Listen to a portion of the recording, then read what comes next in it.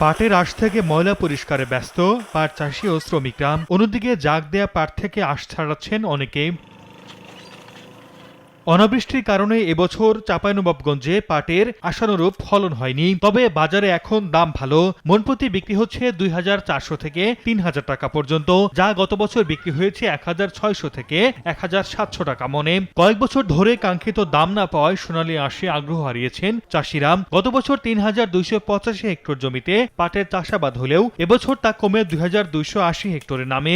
ভালো দাম ও সরকারি সুযোগ সুবিধা পেলে আগামীতে পাট চাষাবাদ বাড়বে বলে জানান চাষিরা। পাটের পরিমাণ একটু কম, কিন্তু লাভের আশঙ্কাটা বেশি। গত বছর পাটের দাম খুব কম ছিল, এরকম দাম বেশি আছে। এরকম যদি থাকে বাইরে থেকে হয় তাহলে অবশ্যই লাভবান হতে পারবে। পাট চাষে আগ্রহী করতে চলতি মৌসুমে ১,২০০ কৃষককে সার বীজ দিয়েছে কৃষি সম্প্রসারণ অধিদপ্তর। সোনালী আঁশের সুদিন ফেরাতে প্রণোদনা ও পরামর্শ দিয়ে সহযোগিতার আশ্বাস কৃষি বিভাগের। পাট পচানোর জন্য যে পানিটা দরকার ছিল সেটি এখন কৃষক ভাইদের জন্য সহজে পাচ্ছে। পাটের গুণগত মানটাও ভালো হবে এবং সেই পাটটা তারা খুব ভালো দাম পাবে। জেলায় চলতি মৌসুমে পাটের উৎপাদনের লক্ষ্যমাত্রা নির্ধারণ করা হয়েছে ৮,৮২০ মেট্রিক টন।